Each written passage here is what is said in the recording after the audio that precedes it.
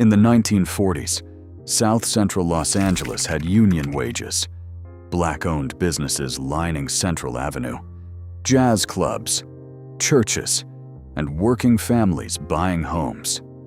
By the time crack cocaine arrived in 1981, unemployment in the area had reached nearly 50%. South Central was abandoned, and no one came to help. But this wasn't decay. This was dismantling, and every decision that hollowed it out is traceable. Central Avenue, in the 1940s and the 1950s, was the backbone of Black Los Angeles. The corridor stretched for miles, lined with barbershops, tailors, record stores, and family-run groceries. Oral histories recall the hum of business. Shopkeepers knew their customers by name, and store credit was offered on trust. On Saturday nights, jazz spilled from the doors of Club Alabama and the Lincoln Theater, drawing crowds from across the city.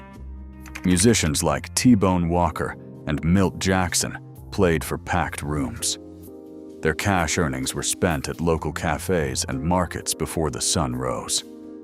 Union halls anchored the working class.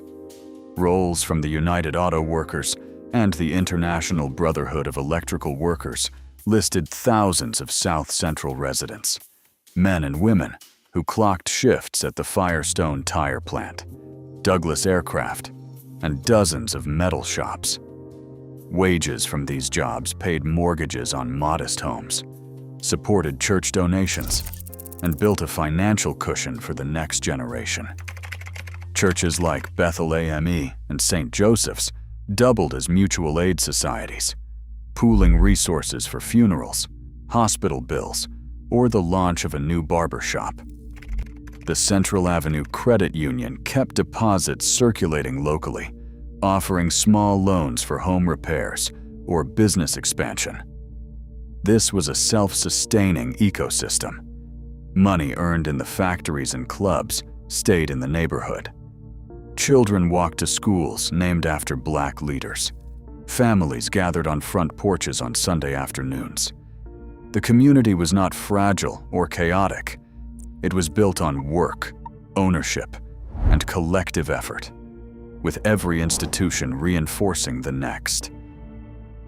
Beginning in the 1960s, the economic foundation of South Central Los Angeles was systematically dismantled by a series of deliberate decisions. Major employers, Douglas Aircraft, Kaiser Steel, and Firestone, announced phased closures through company press releases and union bulletins.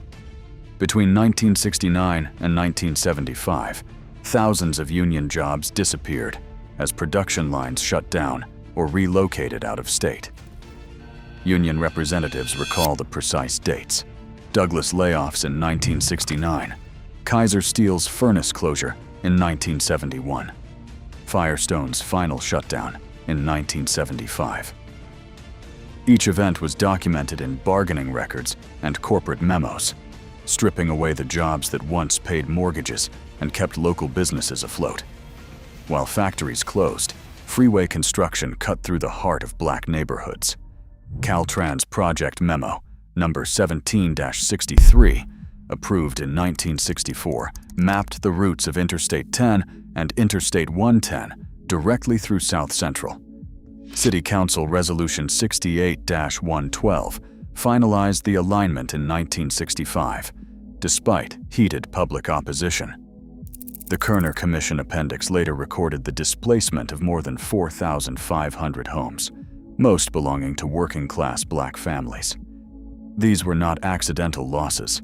Official maps and council votes show exactly which blocks were condemned for demolition. By the late 1970s, Bureau of Labor Statistics data show unemployment in core tracts approaching 50%. Academic studies confirm that 30 to 43% of working-age adults became detached from the labor force, no longer counted as unemployed, but simply erased from the economy. The plants did not close overnight. The void grew year by year as one anchor after another was pulled up, leaving a neighborhood exposed and unsupported. Federal and state decisions in the early 1980s stripped away the last safety nets that had cushioned South Central against economic collapse. The Reagan administration's 1981 and 1982 budgets, detailed in Office of Management and Budget tables, slashed funding for aid to families with dependent children, food stamps, school lunches, and Section 8 housing. Congressional records from March 1981 document line-by-line reductions, with Los Angeles County losing millions in annual federal support. These cuts were not abstract. They translated directly into fewer meal vouchers, shortened benefit periods, and thousands of families dropped from public housing rolls. California's response compounded the damage.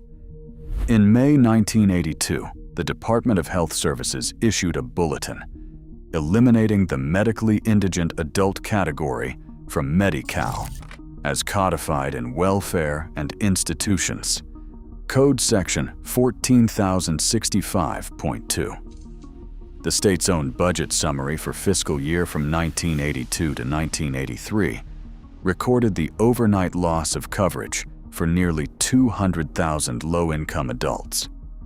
Hospitals in South Central, already under strain, faced a surge of uninsured patients, while private providers withdrew entirely from the area. Policy memos and budget amendments show the sequence clearly. Federal withdrawals triggered state-level retrenchment. The Office of Management and Budget's annual budget, the California Department of Health Services memo, and the amended Welfare Code each name the officials and agencies responsible. These were not the result of market forces or impersonal decline. They were the outcome of deliberate choices, documented in the public record, that dismantled the structures meant to protect the vulnerable. The consequences of these decisions would soon surface in the failures of local services and institutions. Classrooms meant for 30 students now squeezed into 50. LAUSD capacity charts from the early 1980s show schools built for 1,000 swelling to 5,000.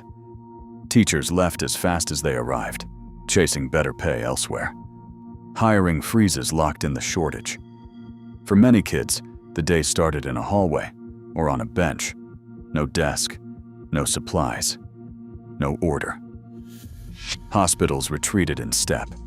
County health records from 1982 list entire wards closed after the state cut Medi-Cal for nearly 200,000 low-income adults. Martin Luther King Jr. Hospital, once a lifeline, landed on critical status in the 1990 Health Facilities Review Board report. Private hospitals, already wowee and after the Watts uprising, shut down or turned away the uninsured. Residents recall hours-long ambulance waits and long trips for emergency care. Clinics left behind struggled with waves of untreated illness and trauma. Grocery stores disappeared. A Los Angeles Times analysis counted 2,411 retail businesses in South Central, but just 55 full-service groceries. The area's $1 billion in annual grocery spending drained to distant chains, leaving local shelves bare. City data showed 500,000 people without steady access to fresh food. Families lined up at corner stores for canned goods, paying more for less. The retail gap was no accident. Redlining, insurance refusals, and lack of public investment left it wide open. Transit cuts sealed the isolation. Metro notices from the early 1990s confirm bus routes to jobs and hospitals were eliminated. The official reason was declining ridership, but the result was thousands stranded. Each loss, schools, public documents. Each was a deliberate retreat. Crack cocaine did not invent South Central's crisis. It arrived in 1983 into a neighborhood already stripped of work, services, and trust. Jobs had vanished, schools were overcrowded, hospitals shuttered, grocery stores scarce, and public transit cut. With formal employment out of reach for nearly half the adult population, the illicit drug trade became the only economy left standing for many young people.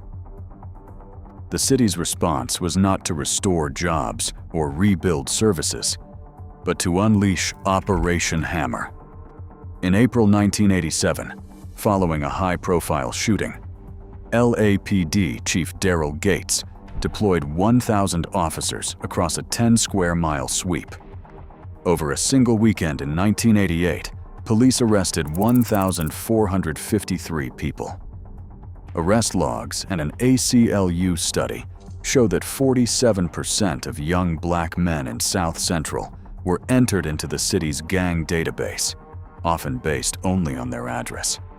The operation's tactics included mass detentions, battering rams, and database sweeps, and they treated the neighborhood as an enemy zone.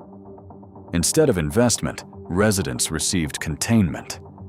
The records do not show new jobs, clinics, or schools. Instead, they document thousands of arrests and a community criminalized for where it lived, not what it did. April 1992. The city erupted, but the match was struck long before the first building burned. The timeline of unrest traces not just a verdict, but a neighborhood hollowed out by a generation of deliberate withdrawal. Factories closed by corporate order, schools left overcrowded by district neglect, hospitals shuttered by state budget cuts, groceries and transit routes erased from city plans. Federal policies stripped away the last safety nets, leaving families exposed. Police filled the vacuum left by every missing service, treating residents as suspects in their own community. Crack cocaine did not invent the crisis. It arrived in a space already abandoned by every institution meant to protect it. As flames rose on Florence and Normandy, the anger was not sudden. It was the accumulated weight of layoffs, evictions, and broken promises. Mike Davis wrote that South Central had been betrayed by virtually every level of government. The evidence stands in official records, budget tables, and council votes. The riot was not a collapse from within. It was the logical consequence of a neighborhood systematically dismantled and left to fend for itself. South Central was not fated for collapse. It was subjected to abandonment by deliberate policy at every level. Crack did not destroy a community. It filled a void left by decades of economic erasure. As Mike Davis wrote, "Betrayal bred the explosion. The blueprint repeats wherever power withdraws."